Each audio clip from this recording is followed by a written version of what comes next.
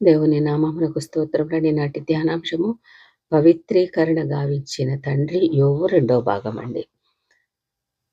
రెండో భాగంలో యోబు బహు ఐశ్వర్యవంతుడైన తండ్రి. అతని ఆస్తిపాస్తులు, ఐశ్వర్య, ఘనత ఎట్టిదై అనగా యోబు గ్రంథం 1 అధ్యాయము 2-3 వచనములలో మనకి కనిపిస్తుందండి. అంతటి ఐశ్వర్యవంతుడై తూర్పు అందరిలో అతడే గొప్పవాడని పరిగణింపబడ్డాడండి. అతడు ఎంతో వినయ మనస్కుడై తన బిడ్డలకును విధేయత నేర్పిన తండ్రి అయినవాడు. యోబు బహు కుటుంబీకుడైన తండ్రి అండి. అనగా 7 కుమారులు, 3 కుమార్తెలు కలిగిన అధిక సంతానం గలవాడే కళకళలాడే గృహస్థుడు.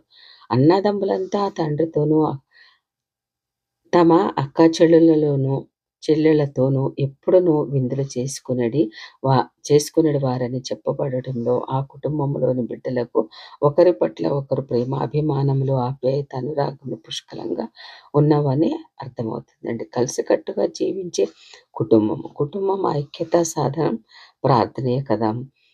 ప్రార్థించే కుటుంబమే కలిసి జీవించగలదు. అట్టి ప్రార్థనా జీవితం కలిగిన తండ్రి కనుకనే తన బిడ్డలను ప్రార్థనా పరులు గావించి ఏక కుటుంబముగా జీవించగలుగుతున్నారని గ్రహించగలుగుతున్నామండి. రెండవదిగా యోబు శ్రమల యందు స్తుతులు చెల్లించిన తండ్రి అండి. అపవాది శోధన వలన కుమారులు, కుమార్తెల మరణము, పశువుల అపహరణను, పనివారి దహనము సంభవించిన యెహోవా యందు భక్తి వదిలిపెట్టకుండా ధైర్యముతో ముందడుగు వేస్తూ యెహోవా ఇచ్చిన, యెహోవా తీసుకొనెనని ధైర్యంగా చెప్పగలిగాడండి. యెహోవా నామమునకు స్తుతి కలుగును గాక అని త్యాగం సల్పిన నిరీక్షణాస్పదుడైన తండ్రి.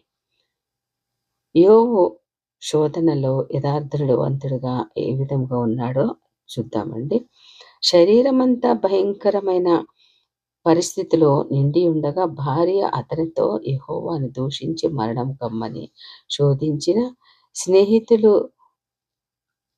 తప్పులు వెదికి వేధించిన అతడు తన యథార్థతను వీడలేదండి. మనము యెహోవా వలన మేలులే మాత్రమే పొందుదామా, కీడును పొందదగమా అని భార్యను కూడా గద్దించాడండి. అంతేకాక నా పాపములెన్ని, నా దోషములెన్ని అని తనను తాను ప్రశ్నించుకొని యోబు గ్రంథం 13 అధ్యాయం 24 వచనంలో తన అతిక్రమములను తెలియచెప్పమని దేవుని వేడుకొని నోటి మాటతోనైనను ఎట్టి పాపము చేయని దోషరహితుడైన తండ్రి అండి. తర్వాత యోబు పునరుద్ధానమును నిరీక్షించిన తండ్రి అండి. అయితే నా విమోచకుడు సజీవుడనియు ఆయన భూమి మీద నిలుచుననియు నేను ఎరుగుదును. నా చర్మము చీకిపోయినను నా మట్టుకు నేనే నా కన్నులారా ఆయనను చూచెదనని యోబు గ్రంథం 19 అధ్యాయం 27 వచనంలో అని పలికి తన విశ్వాసమును, పునరుద్ధాన నిరీక్షణను వెల్లడిపరిచాడండి. దేవుని పట్ల విధేయుడైన తండ్రి. ఆయన తనకిష్టమైనది ఏదో అదే చేస్తాడండి. నాకు విధింపబడిన దానిని ఆయన నెరవేరుస్తాడు అని తనను తాను విధేయత దేవుని సంపూర్ణముగా సమర్పించుకున్నవాడు తండ్రి అండి. తర్వాత ఆధిక్యత కలిగిన ఆశీర్వదింపబడిన తండ్రి. ఇట్టి విశిష్ట గుణములతో అత్యధిక సహనం కలిగి ఎంతో జాలియు కనికరం గలవాడైన యోబు యాకోబు పత్రిక 5వ అధ్యాయం 11 వచనం ప్రకారం దేవునితోనే అంగీకరింపబడి మునుపటి కన్నా అత్యధికంగా ఆశీర్వదించబడి ఇంకా ఆస్తుపాస్తులను మరి 7 కుమారులను 4 ఐశ్వర్యవంతులైన వారి 3 కుమార్తెలను పొందుటకు ఆయన పాపరహిత జీవితమునే కారణమండి. అట్టి తండ్రిని కలిగిన ఆ సంతతి ఎంతో ధన్యులండి. అట్టి తండ్రి చేత పరచబడిన తర్వాత అతడెంతో ధన్యత పొందుకున్నాడండి. అలాగుననే మన పరమ తండ్రి అయిన యెహోవా దేవుడు మన పాప శాపము నుండి మనలను పవిత్రపరచి సంకల్పించిన తన ప్రియ తండ్రి దహన బలి యాగంగా శిలువపైన అర్పించి ఉన్నాడు.